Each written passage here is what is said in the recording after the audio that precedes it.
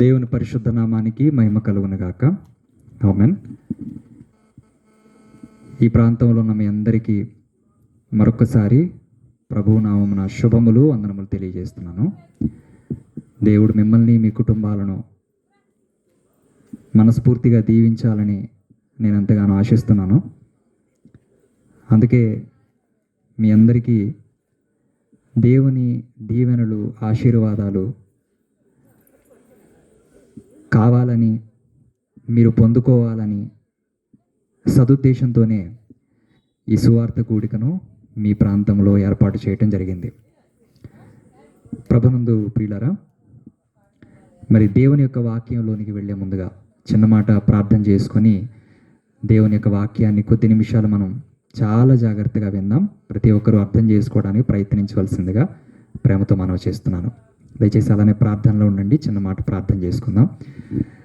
మహాగణుడు అయిన మా తండ్రి, జీవం కలిగిన మా దేవ, ఈ రాత్రి వేళ మమ్మల్ని ప్రేమించి మాకిచ్చిన మరొక సమయాన్ని బట్టి మిమ్మల్ని స్తుతిస్తున్నాం. తండ్రి, నిజంగా మీ బిడ్డలు మాకెంతగానో సహకారం అందిస్తున్నారు నాయన. మీ పిల్లల ప్రేమ సహకారాన్ని బట్టి మిమ్మల్ని ఎంతగానో స్తుతిస్తున్నాం. విత్తబడుతున్న వాక్యం మా అందరి హృదయాలలో నీరు కట్టి ఫలింపచేయమని ప్రార్థిస్తున్నాం.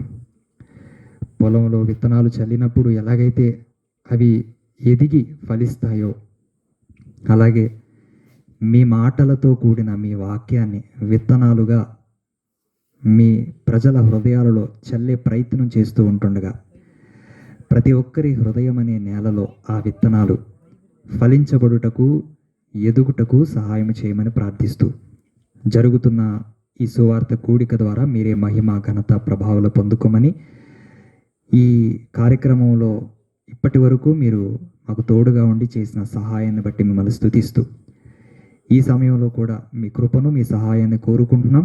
నాతో సహా ఇక్కడ కూడి ఉన్న మా అందరితోనూ, అలాగే శబ్దయంత్రం ద్వారా ఎందరైతే మీ మాటలు వింటున్నారో వారందరితోనూ మీ వాక్యం ద్వారా మాట్లాడి మీ నామానికి మహిమ తెచ్చుకోమని మరొక్కసారి ప్రార్థిస్తూ ప్రాధేయపడుతూ ఈ చిన్ని మనవులు మీ పాదాల చెంత పెడుతూ క్రీస్తు యేసు వారి పరిశుద్ధమైన నామం పేరిట ఈ ప్రార్థన మనవులు మీకు సమర్పించి వేడుకుంటున్నాము తండ్రి.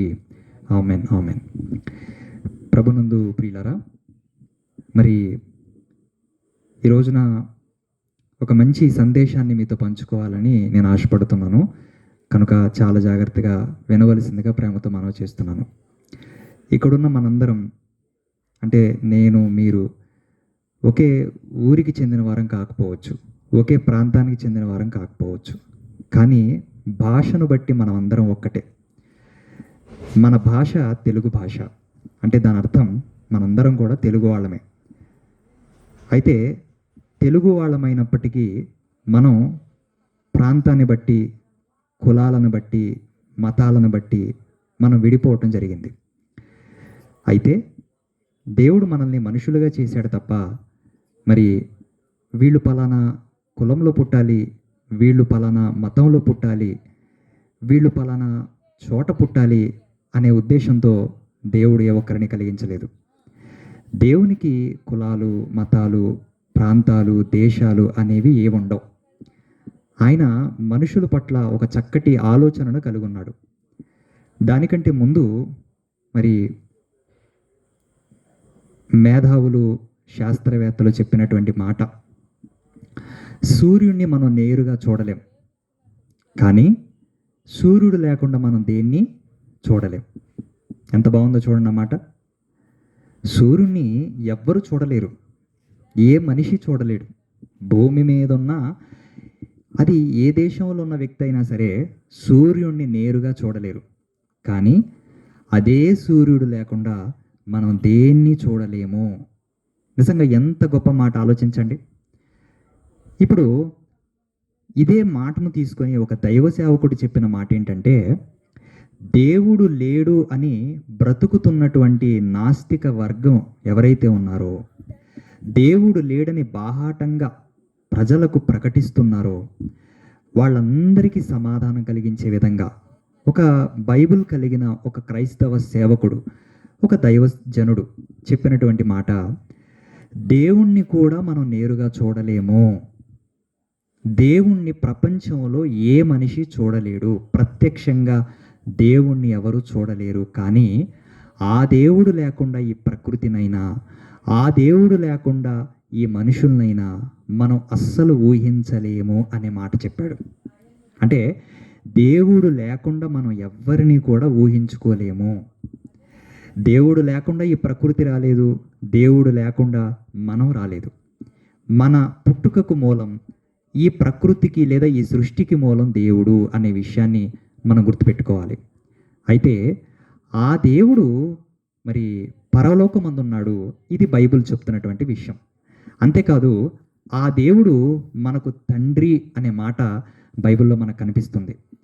అంటే మనను సృష్టించిన వాడు దేవుడుగా మాత్రమే లేడు, మనకు ఒక తండ్రిలా కూడా ఉన్నాడు.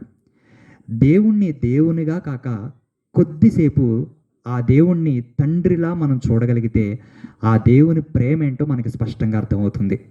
ఆ దేవుడు మనల్ని ఎందుకు ప్రేమిస్తున్నాడో అర్థమవుతుంది. ఆ దేవుడు ఎందుకు ఈ సృష్టిని చేశాడో మనకు అర్థమవుతుంది. ఆ దేవుడు మనల్ని ఎందుకు భూమి మీదకు పుట్టించాడో మనకు అర్థమవుతుంది. కనుక చాలా జాగ్రత్తగా మనసు పెట్టి ఈ మాటలన్నిటినీ అర్థం చేసుకోవాల్సిందిగా, గ్రహించవలసిందిగా ప్రేమతో మరొకసారి మీ అందరినీ కూడా కోరుకుంటున్నాను. రైట్. దేవుడు సృష్టిని చేసిన తర్వాత మనుషుల్ని చేశాడు. అయితే మరి సృష్టి మీద లేని ప్రేమ, ప్రకృతి మీద లేని ప్రేమ మనిషి మీదే దేవునికి ఎందుకుంది? బైబిల్లో మనందరికీ తెలిసిన మాట, యోహాను సువార్త 3వ అధ్యాయము 16వ వచనంలో ఈ మాట రాయబడింది. బైబిల్లో యోహాను సువార్త 3వ అధ్యాయము 16వ వాక్యంలో ఈ మాట కనిపిస్తుంది. ఏంటంటే, దేవుడు లోకమును ఎంతో ప్రేమించెను అనే మాట ఉంది. దేవుడు లోకమును ఎంతో ప్రేమించెను. లోకం అంటే చెట్లు, పక్షులు, జంతువులు ఇవి కాదండి. లోకము అంటే మనము అనే విషయాన్ని మనం గుర్తుపెట్టుకోవాలి. ఇప్పుడు దేశం అంటే మట్టి కాదోయ్, దేశం అంటే మనుషులోయ్ అన్నారు. అంటే దేశం అనగానే గోడలు, లేకపోతే నేల, లేకపోతే ఊర్లు, గ్రామాలు, పట్టణాలు, పల్లెలు ఇవి కాదు. దేశం అంటే మనమే. ఇది మనకు అర్థమైతే లోకం అంటే మన కళ్ళ ముందు కనిపిస్తున్న చెట్లు, పుట్టలు, లేకపోతే జంతువులు, పక్షులు ఇవి మాత్రమే కాదు. లోకం అంటే మనమే అనే విషయాన్ని గుర్తుపెట్టుకోవాలి. అంటే దేవుడు లోకాన్ని ప్రేమిస్తున్నాడంటే దాని అర్థం మనల్ని ప్రేమిస్తున్నాడు అని మనం అర్థం చేసుకోవాలి. దేవుడు మనల్ని ఎందుకు ప్రేమిస్తున్నాడు? ప్రకృతిని ప్రేమించవచ్చు కదా. మనల్ని ఎందుకు ప్రేమిస్తున్నాడు అని అంటే, ప్రకృతిని చేసింది దేవుడే, మనల్ని చేసింది దేవుడే. అయితే ప్రకృతిని చేసినట్టుగా దేవుడు మనల్ని చేయలేదు. దేవుడు మనల్ని ఒక ప్రత్యేకమైన రీతిలో చేశాడు. అదే ఆయన పోలిక, ఆయన స్వరూపం అని బైబిల్ చెప్తుంది. నేను చెప్తున్న మాట కాదు, బైబిల్లో రాయబడిన మాట. ఏంటి అంటే, దేవుడు తన స్వరూపమందు తన పోలిక చొప్పున మనుషుల్ని చేశాడు. అందుకే మనుషుల పట్ల దేవునికి ఎంతో ప్రేమ ఉంది. అంటే అందుకే చెప్పాను నేను మీకు ఇందాక, దేవుణ్ణి దేవునిగా కాక కొద్దిసేపు తండ్రిలా మనం చూడాలి. ఒక తండ్రి పిల్లలకు ఏ విధమైన సంబంధం ఉంటుందో, దేవుడు మనందరికీ తండ్రి అయితే ఇదిగో ఆ తండ్రికి భూమి మీద ఉన్న మనందరికీ ఎంతో సంబంధం ఉందనే విషయాన్ని మనం గుర్తుపెట్టుకోవాలి. సో దేవుడు మనల్ని ఎందుకు ప్రేమిస్తున్నాడు అని అంటే, తన పోలికలో తన స్వరూపంలో మనల్ని అందరినీ చేసుకున్నాడు కనుక ఆయన మనల్ని ఎంతగానో ప్రేమిస్తున్నాడు. ఓకే, మరి అంతగా ప్రేమించే దేవుడు ఏం చేశాడు మన కోసం? ఇది మనం అర్థం చేసుకోవాలి. మొదటిగా దేవుడు మనల్ని పుట్టించాలి, మనల్ని భూమి మీదకి తీసుకురావాలి అనే ఆలోచన కలిగిన దేవుడు మనకంటే ముందుగా మనకి ఏం కావాలో వాటన్నిటినీ కూడా భూమి మీద సిద్ధం చేశాడు. ప్రకృతిలో మనకు కావాల్సిన వాటన్నిటిని సిద్ధం చేశాడు.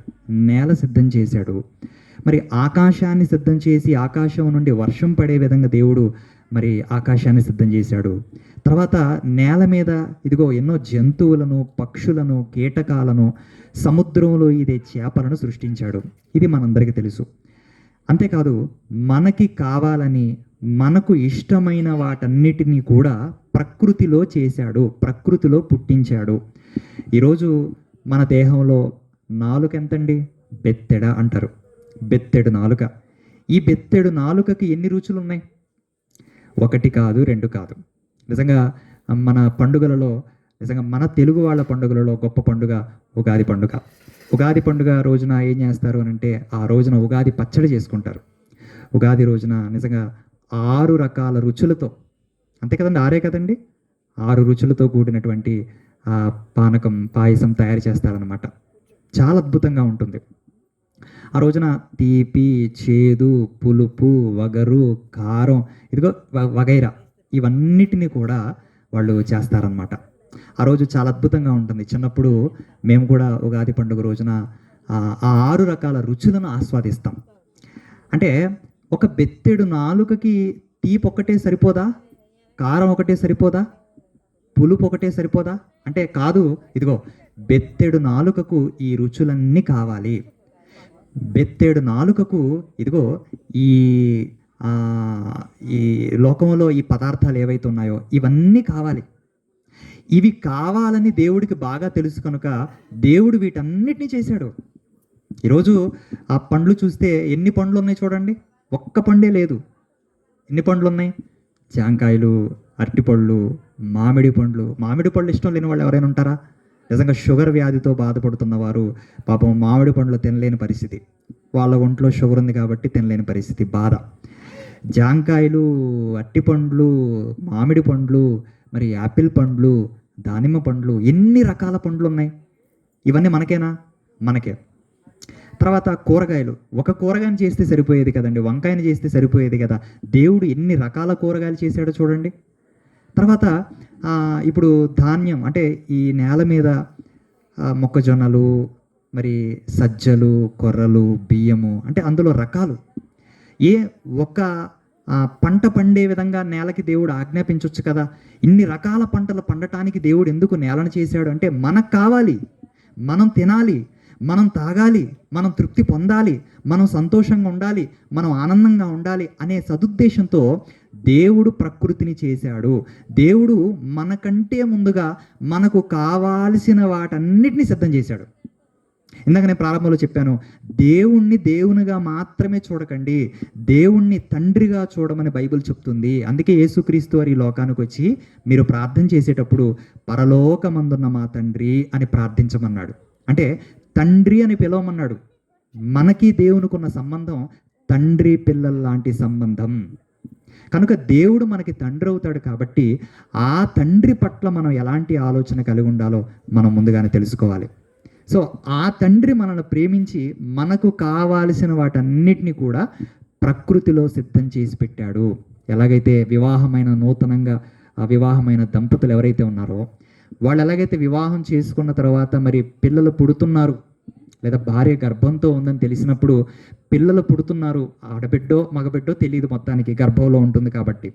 అయితే ఆడపిల్ల పుడితే ఏ పేరు పెట్టాలా, మగపిల్లోడు పుడితే ఏ పేరు పెట్టాలా, ఆడపిల్లకు కావాల్సిన వాటన్నిటిని మరి ఒకవేళ ఆడపిల్ల పుట్టిందనుకో ఏమేమి సిద్ధం చేయాలి, లేకపోతే మరి మగపిల్లోడు పుడితే ఆ పిల్లోడికి ఏమేం కావాలో ముందుగానే భార్యాభర్తలు ఎలాగైతే ఒక చక్కటి ఆలోచన చేస్తుంటారో, పిల్లలు పుట్టక ముందే తల్లిదండ్రులు అనేవారు ఎలాంటి చక్కటి ఆలోచనలు కలిగి ఉంటారో, దేవుడు మనకి తండ్రి కనుక ఆ తండ్రి మనం భూమి మీదకి రాకమునుపే, మనం పుట్టక మునుపే మనకు కావాల్సిన వాటన్నిటిని సిద్ధం చేశాడు.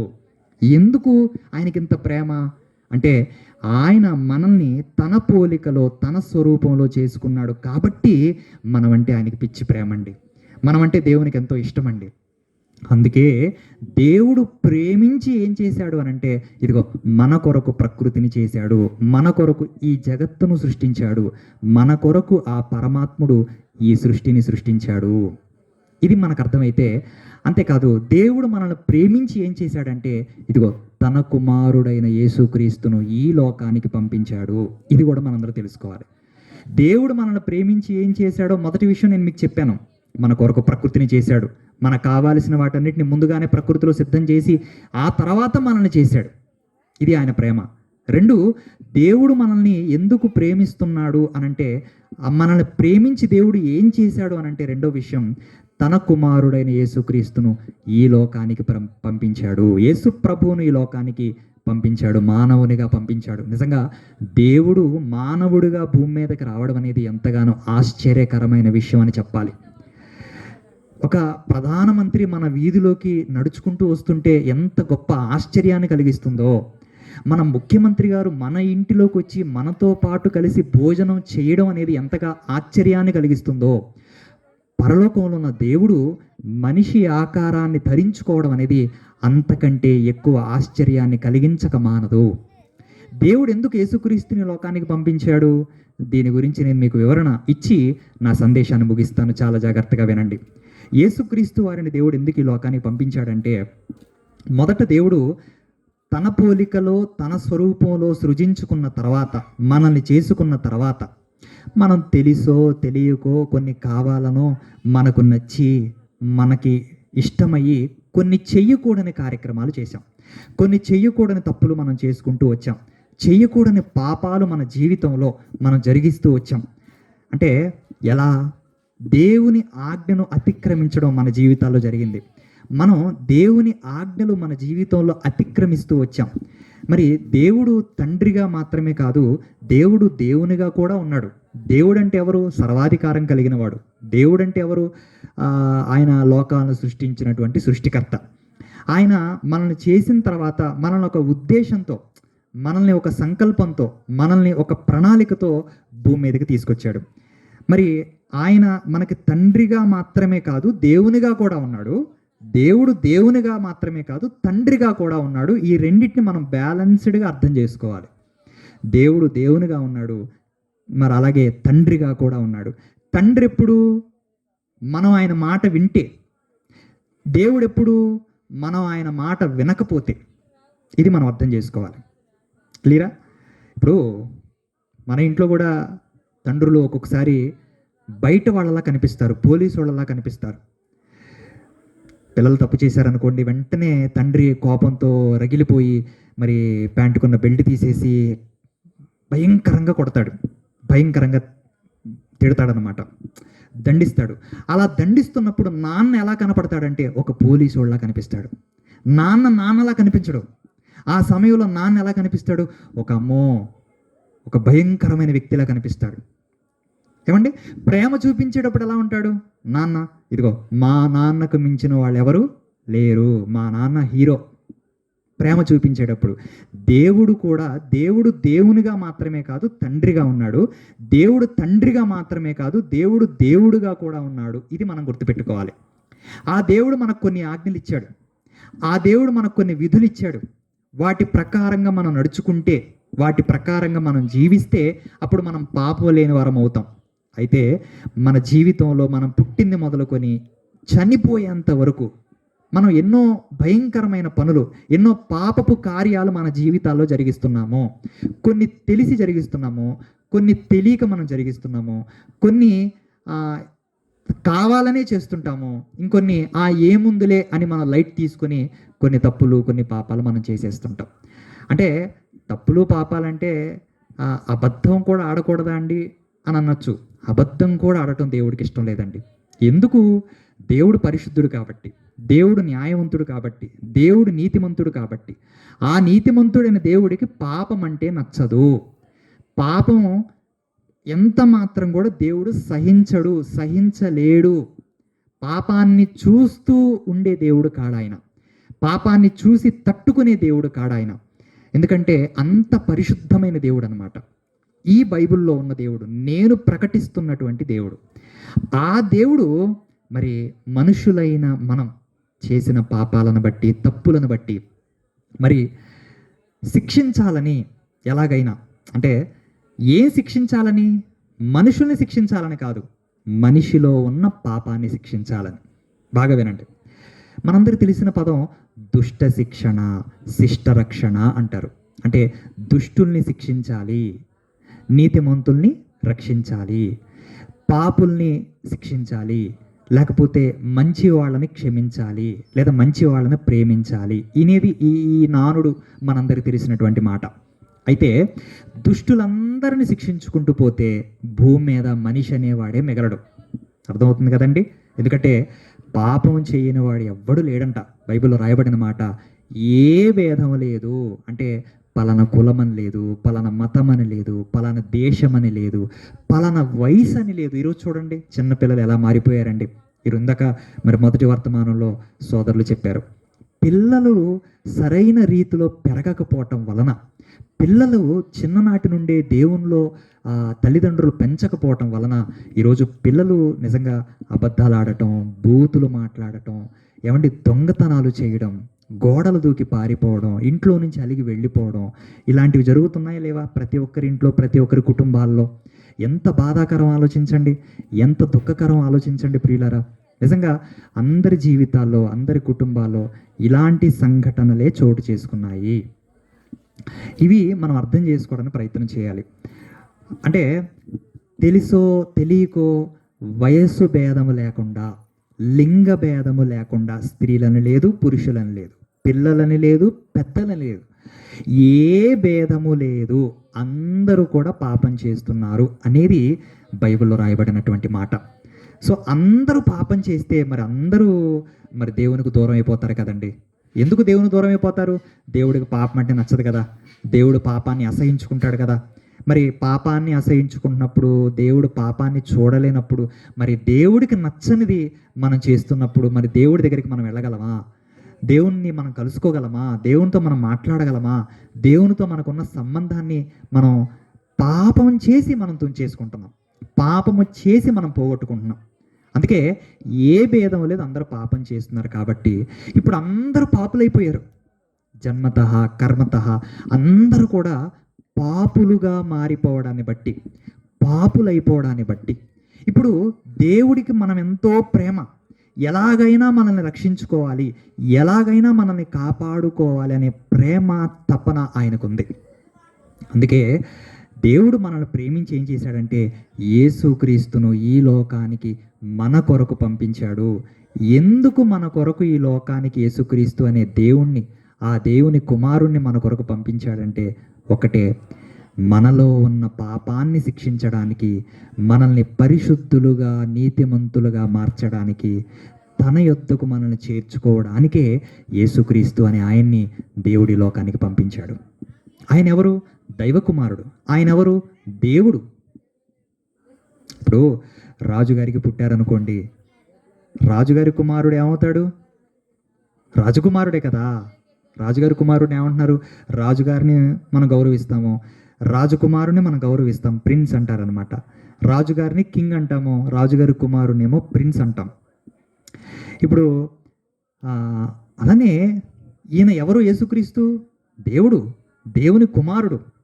ఈ భూమి మీదకి మనల్ని రక్షించడానికి, ఆ పాపానికి శిక్ష విధించి, పాపానికి వెల చెల్లించి మనల్ని విమోచించడానికి, మనల్ని రక్షించడానికి యేసుక్రీస్తు వారు ఈ లోకానికి వచ్చాడనమాట. ఇందులో దేవుని ప్రేమ కనపడుతుంది. ఇందులో ఏం కనపడుతుంది? దేవుని ప్రేమ కనపడుతుంది.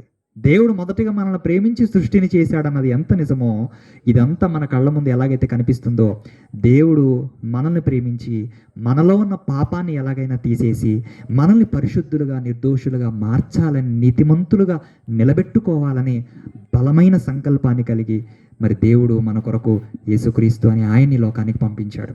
అయితే ఆయన మన దేశంలో పుట్టలేదు, ఆయన మన తెలుగువాడు కాదు, ఆయన మన మతానికి సంబంధించిన వాడు కాడు. మరి ఆయన ఎక్కడ వాడు అని అంటే ఇజ్రాయెల్ దేశంలో పుట్టినవాడు, అంటే పాశ్చాత్య దేశానికి చెందినవాడు. మన దేశం వాడు కాడు కదా. మన దేశం వాడు కానీ ఆయన్ని మనం ఎందుకు నమ్ముకోవాలి అనే ఒక సందేహం మనందరికీ ఉంటుంది. మన దేశం కానీ ఆయన్ని మనం ఎందుకు పూజించాలి, మనం చేర్చుకోవాలి, మనం ఎందుకు ఆయన్ని ఆరాధించాలంటే యేసుక్రీస్తు అని ఆయన్ని దేవుడు ఒక ఇశ్రాయేలు ప్రాంత ప్రజల కొరకు మాత్రమే పంపించలేదు, ప్రపంచ మానవాళి కొరకు పంపించాడు. ఎవరికి అవసరం యేసుక్రీస్తు వారు అని అంటే ఎవరైతే పాపపు రోగంతో ఉన్నారో వారికి మాత్రమే ఆయనకు అవసరం. నేను మంచివాడినండి, నేను పుట్టిన దగ్గర నుంచి ఏ పాపం చేయలేదండి, నేను చాలా నీతిమంతుడిని అని అనుకునే వారికి యేసుక్రీస్తు అవసరం లేదండి. ఎవరైతే ఇదిగో నేను రహస్యంగా, బహిరంగంగా నా జీవితంలో, నా బ్రతుకులో, నా తల్లిదండ్రులకు తెలియకుండా చిన్నప్పటి నుండి నేను ఎన్నో భయంకరమైన పాపాలు నా జీవితంలో జరిగించాను. కొన్ని చూసి, కొన్ని చూడక, కొన్ని తెలిసి, కొన్ని తెలియక, అందరికీ తెలిసే విధంగా కొన్ని ఎవరికీ తెలియక చేసిన పాపాలు ఇంకెన్నో ఉన్నాయి నా జీవితంలో. ఇదిగో నాకు యేసుక్రీస్తు అవసరం అని అనుకుంటే వాళ్ళకి యేసుక్రీస్తు వారు అన్నమాట. కనుక ఎవరైతే పాపంలో ఉన్నారో, ఎవరైతే పాపము చేశారో, ఆ పాపపు రోగంతో ఉన్న ప్రతి ఒక్కరికి వైద్యుడిలాగా యేసుక్రీస్తు వారు ఉన్నారు. ఇప్పుడు రోగులకే వైద్యుడు కానీ ఆరోగ్యము గల వారికి వైద్యుడు అక్కరలేదు అనే సామెత ఉంది, తెలుసా మీ అందరికీ? అప్పటి కాలంలో మరి యేసుక్రీస్తు వారు భూమి మీద నివసిస్తున్న కాలంలో ప్రజలు సామెత చెప్పుకునేవారు. ఏమని? రోగులకే కానీ ఆరోగ్యము గల వారికి వైద్యుడు అక్కర్లేదు కదా. ఇది మనకు అర్థమైతే మరి యేసుక్రీస్తు వారు వైద్యుడు, మనం ఎవరు? పాపము రోగము చేత పీడించబడుతున్నటువంటి వాళ్ళం మనం. అలాంటి మనల్ని పాప రోగం నుంచి విముక్తులుగా చేయడానికి, పాప రోగం నుంచి మనల్ని తీసేయడానికి, అంటే పాపాన్ని మనలో నుంచి కడిగేయడానికి, మనల్ని పరిశుద్ధులుగా మార్చడానికి యేసుక్రీస్తు అనే పరమ వైద్యుడు ఈ లోకానికి వచ్చాడు. అదేంటండి ఆయన మనకు అవసరమా అంటే, ఇప్పుడు నాలో ఉన్న రోగాన్ని నేను తీసుకోలేను, నాకు వైద్యుడు అవసరం. నాకు ఆపరేషన్ చేయాలండి, నాకు నేను చేసేసుకోగలనా? చేసేసుకోలేను కదా. సో మనకు ఎవరు కావాలి? వైద్యుడు కావాలి. ఒక వైద్యుడు వచ్చి నాకు ఆపరేషన్ చేయాలి, నన్ను బ్రతికించాలి. నాకు నేను ఆపరేషన్ చేసుకోలేను, నాకు నేనుగా నేను ఏది చేసుకోలేను. ఒక రోగంతో ఉన్న వ్యక్తికి ఎలాగైతే వైద్యుడు అవసరమో, పాపం అనే రోగంతో జీవిస్తున్న మనిషికి యేసుక్రీస్తు కూడా అంతే అవసరం. అందుకే యేసుక్రీస్తు వారిని ఈ లోకానికి దేవుడు మనందరి కొరకు పంపించాడు. కేవలం ఒక ప్రాంతం వారికి, ఒక దేశం వారికి మాత్రమే ఆయన పంపించలేదు. యేసుక్రీస్తు అని ఆయన మనందరికీ అవసరం, మన జీవితాలకు అవసరం, మన కుటుంబాలకు అవసరం, మన బ్రతుకులకు అవసరం. పరలోకమందున్న ఆ తండ్రి యొద్దకు, ఆ దేవుని యొద్దకు చేరాలంటే మనకి యేసుక్రీస్తు అవసరం. అట్టి యేసుక్రీస్తును ఈ లోకానికి దేవుడు పంపించాడు. పంపించిన దేవుడు ఏం చేశాడంటే, ఇదిగో మనలో ఉన్న పాపాన్ని చంపేశాడు, కానీ మనల్ని చంపాలనుకోలేదండి. మీకు అర్థమవుతుంది కదా దేవుని ప్రేమ. దేవుడు ప్రేమించి ఏం చేశాడు? యేసుక్రీస్తు వారిని లోకానికి పంపించాడు. పంపించి ఏం చేశాడు? ఇప్పుడు పాపం చేసిన మనలందరినీ ఏం చేయాలి? వాస్తవంగా చంపేయాలి, అంతే కదండి. చట్టం దృష్టిలో ఎవరైతే దోషులు అవుతారో వాళ్ళని ఉరి తీస్తారు, లేకపోతే వాళ్ళని కాల్చి చంపేస్తారు. నానా రకాల శిక్షల చేత ఏదో ఒక రూపంలో మరి చట్టం దృష్టిలో దోషులైన వారిని చంపేస్తారు. దేవుని చట్టం దృష్టిలో మనమందరం దోషులైపోయినప్పుడు, దేవుని చట్టం దృష్టిలో మనమందరం కూడా పాపులమైనప్పుడు మరి మనల్ని శిక్షించాలి కదా, మనల్ని మరి మరణానికి అప్పగించాలి కదా, మనల్ని ఎలాగైనా సరే చంపేయాలి కదా. కానీ దేవుడు మనల్ని చంపుకుంటూ పోతే ఏ ఒక్కరు భూమి మీద మిగలరు. ఎందుకు మిగలరు? పాపం చేయని వాడు అంటే ఎవడు లేడు కాబట్టి. మరి ఇప్పుడు ఎవ్వరు మిగలకపోతే, అందరినీ చంపేసుకుంటే ఇంకా ప్రయోజనం ఏముంది? ఇంకా ఎవరిని ఆయన రక్షించేది? అందుకే మనల్ని కాదు, దేవుడు ఆలోచించిన ప్లాన్ చూడండి ఎంత బాగుందో, దేవుడి సంకల్పం చూడడం ఎంత బాగుందో. బైబిల్లో చెప్పబడుతున్న మాట, నిన్ను చంపడం కాదు, నన్ను చంపడం కాదు, నీలో నాలో గూడు కట్టుకున్న పాపాన్ని చంపేయాలనుకున్నాడు. పాపపు మూలాలు, పాపపు వేర్లు మన జీవితాల్లో లేకుండా చెయ్యాలని, ఇదిగో ఆ పాపానికి శిక్ష చెల్లించడానికి, ఆ పాపాన్ని మనలో నుంచి కడిగేయడానికి, తీసేయడానికి యేసుక్రీస్తు అనే ఆయన మీదకి మన పాపమంతటిని కూడా మోపాడు. ఆయా గ్రామాల్లో, ఆయా ప్రాంతాల్లో మరి మీ అందరికీ తెలిసే ఉంటుంది బహుశా, బలులు అర్పిస్తారు, తెలుసు కదండి. బలులు మరి గ్రామంలో ఉన్న మరి వారి నమ్మకాలు, వారి దైవాలు ఎవరైతే ఉన్నారో వాళ్ళు ఏం చేస్తారంటే పొట్టేలను బలిగా అర్పించడం కానీ, మేకపిల్లను బలిగా అర్పించడం కానీ చేస్తారు. తూర్పుగోదావరి, పశ్చిమ గోదావరి జిల్లాల్లో అయితే ఇప్పటికీ ఆచారం అనేది జరుగుతుంది. ప్రస్తుతం మన చుట్టుపక్కల గ్రామాల్లో కూడా జరిగిస్తారు. మరి ఈ గ్రామంలో జరిగిస్తారో లేదో నాకు తెలియదు. ఎందుకు జరిగిస్తున్నారు? బలి అర్పిస్తారు. ఆ బలి మీద, ఆ మేకపిల్ల మీద బలిచ్చే ఆ పశువు మీద మన చేతులుంచి దాన్ని ఆ దేవతకి, ఆ దేవుడికి బలి చేస్తారనమాట. ఇది మనందరికీ తెలుసు కదండి. అలాగే మనం యేసుక్రీస్తును నమ్ముకుంటే, మనం యేసుక్రీస్తును ఆశ్రయిస్తే, తండ్రి నేను పాపం చేశాను, మీకు వ్యతిరేకంగా నేను దోషం చేశాను, మీ చట్టాన్ని నా బ్రతుకులో నేను అతిక్రమించాను, దయచేసి నన్ను క్షమించండి, నాలో ఉన్న పాపాన్ని తీసేయండి అని ఎవరైతే యేసుక్రీస్తును ఆశ్రయించి యేసుక్రీస్తు దగ్గరకు వచ్చి మరి ఆ తండ్రికి, ఆ దేవుడికి ప్రార్థిస్తారో వాళ్ళందరి పాపం యేసుక్రీస్తు మీద మోపబడుతుంది. యేసుక్రీస్తు మీద మోపబడిన తర్వాత ఇప్పుడు ఆయన మనకు బదులుగా, మనకు పడవలసిన శిక్షను, మనం భరించవలసినటువంటి ఆ దోష శిక్షను యేసుక్రీస్తు భరించి మరి పాపానికి వెల చెల్లించేసి ఇప్పుడు మనల్ని పరిశుద్ధులుగా, మనల్ని నీతిమంతులుగా, మనల్ని నిర్దోషులుగా చేశాడు. ఇందులో ఏం కనబడుతుంది? దేవుని ప్రేమ కనబడుతుంది. మీకు అర్థమవుతుంది కదండి? దేవుడు లోకాన్ని ప్రేమించి, అంటే దేవుడు మనల్ని ప్రేమించి ఏం చేశాడంటే మొదటిగా సృష్టిని చేశాడు. ఇది ఎంత వాస్తవమో, గాలి ఎలాగైతే అందరికీ సమానంగా ఉందో, నీరు ఎలాగైతే అందరికీ సమానంగా ఉందో, ఇదిగో ప్రకృతి ఎలాగైతే అందరికీ సమానంగా దేవుడు పంచించాడో, అలానే దేవుడు మనల్ని ప్రేమించి ఇదిగో ఈ లోకానికి యేసుక్రీస్తు అనే ఆయన్ని కూడా భూమి మీదకి పంపించాడు. ఎందుకు పంపించాడు? మనం తెలుసో తెలియక చేసిన పాపాలు, ఆ పాపాలకి శిక్ష మరి చెల్లించి మనల్ని విమోచించాలని, మనల్ని కాపాడాలని దేవుడు నిజంగా చేసిన ప్రణాళిక, దేవుడు చేసిన సంకల్పం చూడండి ఎంత అద్భుతంగా ఉందో. ఇది బైబిల్లో మనకు కనిపిస్తున్నటువంటి విషయం. నిజంగా ఏ తండ్రి అయినా సరే, ఇప్పుడు లోపల అవయవాలు దెబ్బతిన్నాయి అనుకోండి, శరీరంలో తన కుమారుడికి కానీ తన కుమార్తెకి కానీ లోపల అవయవాలు దెబ్బతింటే మరి బాగోలేదు కాబట్టి ఎలాగైతే ఏమి సరే చంపేసేయండి అని తండ్రి స్టేట్మెంట్ ఇస్తాడా? తల్లి చంపేయండి అని తల్లి చెప్తుందా? పుట్టిన బిడ్డ అంగవైకల్యంతో పుట్టాడు అనుకోండి, నాకు వద్దులేండి, ఇక నేను ఆ పిల్లోని నేను పెంచలేను, నాకు నేనే భారంగా ఉన్నాను, ఇక అంగవైకల్యంతో పుట్టినవాడు నాకెందుకండి అని ఏ తల్లి ఏ తండ్రి వదులుకోరు. అంగవైకల్యంతో పుడితే ఏంటి, నా బిడ్డే కదా. అంటే అంగవైకల్యాన్ని బట్టి ఎలాగైతే తల్లిదండ్రులు వదులుకోవడానికి ఇష్టపడట్లేదో, దేవుడు మనకు తండ్రి కాబట్టి మరి మనలో ఉన్న పాపాన్ని బట్టి మనల్ని దూరం చేసుకోవాలనుకుంటున్నా, మరి మనం ఆయన పోలికలో ఆయన స్వరూపంలో చేయబడ్డాం కాబట్టి ఎలాగైనా మనల్ని తన దగ్గరకు చేర్చుకోవాలని, మనలో ఉన్న పాపాన్ని తీసేసి మనల్ని పరిశుద్ధులుగా మార్చాలని యేసుక్రీస్తు అని ఆయన లోకానికి పంపించాడు. మనకు బదులుగా ఆయనకు శిక్షణ విధించాడు. తద్వారా మనం యేసుక్రీస్తును ఆశ్రయించడం వలన మనలో ఉన్న పాపాన్ని పోగొట్టుకొని మనం పరిశుద్ధులుగా, నిర్దోషులుగా మార్చబడుతున్నాం. ఎంత గొప్ప కృప, ఎంత గొప్ప ఆశీర్వాదం, ఎంత గొప్ప దీవెన ఆలోచించండి. ఈ పాపాన్ని పోగొట్టుకోవడానికి స్వతహాగా మనం ఎన్ని ప్రయత్నాలు చేసినా కూడా పోవు. ఎన్ని తీర్థయాత్రలు చేసినా, ఎన్ని పుణ్యక్షేత్రాలు సందర్శించినా, ఎన్ని పుణ్య స్నానాలు మన జీవితాల్లో చేసినా, ఎంతమందికి ఎంత మేలులు చేసినా, ఎంతమందికి ఎన్ని ఉపకారాలు అంటే ఎన్ని దాన ధర్మాలు చేసినా సరే మనలో ఉన్న పాపం పోదు. ఆ పాపం పోవాలి అని అంటే యేసుక్రీస్తు అనే ఆయన మాత్రమే మందు. ఇది నేను నమ్మిన సత్యం, ఇది బైబిల్లో చెప్పబడినటువంటి సత్యం. ఆ సత్యాన్ని మీ అందరికీ ప్రేమపూర్వకంగా వినిపించాలన్న ఉద్దేశంతోనే ఈ రోజున మిమ్మల్ని ప్రేమించి మీ గ్రామానికి రావడం జరిగింది. చాలా సంతోషం. మమ్మల్ని ఎంతగానో ప్రేమించి మరి మీరు ఎంతగానో సహకరించారు. మరి ఏ ఆటంకం లేకుండా, ఏ అభ్యంతరం చెప్పకుండా మమ్మల్ని ప్రేమించి మరి మేము చెప్పే మాటలు వినడానికి మీరు ఎంతగానో సహకరించారు. ముఖ్యంగా మరి బాక్స్ స్పీకర్స్ పెడుతున్నప్పుడు మరి డిస్టర్బెన్స్గా భావించకుండా, మాకెందుకు ఇలాంటివి అని అనుకోకుండా మమ్మల్ని ఎంతగానో ప్రేమించారు. ఆ తర్వాత మరి ఆ ఇంటి మీద ఆ బాకా పెట్టడానికి, ఆ మైక్ పెట్టడానికి మరి ఆ ఇంటి వారు మాకు ఎంతగానో సహకరించారు. ఆ ఇంటి వారికి నా ప్రత్యేకమైన కృతజ్ఞతలు.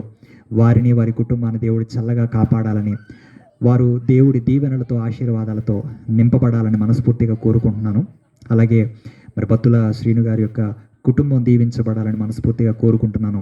అలాగే ఈ వీధిలో ఉన్న మాకందరికీ ఎవరైతే సహాయ సహకారాలు అందించారో అందరికీ పేరు పేరున నా హృదయపూర్వకమైన నిండు వందనాలు తెలియజేస్తూ, దేవుడు మిమ్మల్ని, మీ కుటుంబాలను నిండు మనసుతో దీవించి ఆశీర్వదించునుగాక. ఆమెన్. తలలో ఉంచండి, ప్రార్థన ఏకీభవించండి. చిన్న మాట ప్రార్థన చేసుకొని మరి ఈ దైవ సందేశాన్ని మనం ముగించుకుందాం. ప్రార్థన చేసుకుందాం. మహాగణుడైన మా తండ్రి, జీవం కలిగిన మా దేవ, ఈ రాత్రి వేళ మమ్మల్ని ప్రేమించి మాకిచ్చిన ఈ చక్కటి సమయాన్ని బట్టి, వాతావరణాన్ని బట్టి మిమ్మల్ని స్తుతిస్తున్నాం. ఎక్కడో ఉన్న మమ్మల్ని ఈ ప్రాంతానికి నడిపించి, ఈ గ్రామంలో, ఈ వీధిలో ఉన్న వారికి మీ మాటలు వినిపించడానికి, సత్యాన్ని తెలియజేయడానికి, మీ ప్రేమను తెలియజేయడానికి, మీ కృపను తెలియజేయడానికి, యేసుక్రీస్తు రాకలో ఉన్న పరమార్థాన్ని గురించి తెలియజేయడానికి తండ్రి మాకు ఇచ్చిన అవకాశాన్ని బట్టి, సమయాన్ని బట్టి మిమ్మల్ని స్తుతిస్తున్నాం. నాయనా, ఇప్పటి వరకు ఈ కార్యక్రమంలో మీరు తోడుగా ఉండి చేసిన సహాయం అంతటిని బట్టి కూడా మీకు స్తుతులు, స్తోత్రములు చెల్లిస్తున్నాం. ప్రారంభం నుండి ముగింపు వరకు ఈ కార్యక్రమం సజావుగా, సక్రమంగా జరగడానికి మీరు చూపించిన కృపకై మీకు స్తోత్రాలు. ముఖ్యంగా ఈ కుటుంబాన్ని బట్టి మిమ్మల్ని ప్రార్థిస్తున్నాం నాయన. బత్తుల శ్రీను గారిని బట్టి, వారి కుటుంబాన్ని బట్టి తండ్రి మీ సన్నిధిలో మొరపెడుతున్నాం. వారిని వారి కుటుంబాన్ని చల్లగా కాపాడండి, మీ దీవెనలతో నింపండి. వారికి ఉన్న అవసరతలు అక్కరలు ఏవైతే ఉన్నాయో వాటన్నిటిని కూడా మీ పాదాల చెంత పెడుతున్నాం. దయచేసి తగిన కాలమందు తగిన సమయమందు మీ చిత్తాన్ని బట్టి వారి ఇంటిలో గొప్ప మేలులు, గొప్ప ఉపకారాలు, గొప్ప దీవెనలు, ఆశీర్వాదాలు దయచేయమని ప్రార్థిస్తున్నాం. సత్యాన్ని ఎరిగి సత్యానికి వారసులవ్వడానికి కృప చూపించమని ప్రార్థిస్తున్నాం. అలాగేనని మైక్ పెట్టుకోవడానికి మాకు సహకరించిన ఆ కుటుంబాన్ని బట్టి ప్రార్థిస్తున్నాం. ఆ కుటుంబ సభ్యులను చల్లగా కాపాడండి తండ్రి. వారికి మంచి ఆరోగ్యాన్ని ఇవ్వండి, బలము, శక్తిని ప్రసాదించండి. వారి చేతి పనులలో మీరు తోడుగా ఉండండి. వారి చేతి కష్టాన్ని దీవించండి తండ్రి. వారి చేతి కష్టం వారి గృహానికి చేరునట్లుగా కృప చూపించండి తండ్రి. అన్ని దీవెనలతో మీరు నింపి నడిపించమని ప్రార్థిస్తున్నాం. మరి ముఖ్యంగా ఈ వీధిలో ఉన్న వారందరిని బట్టి ప్రార్థిస్తున్నాం. జ్ఞాపకం చేసుకోండి. ఈ గ్రామాన్ని బట్టి ప్రార్థిస్తున్నాం నాయన. ఈ మూసాపురం గ్రామాన్ని దీవించండి, ఆశీర్వదించండి.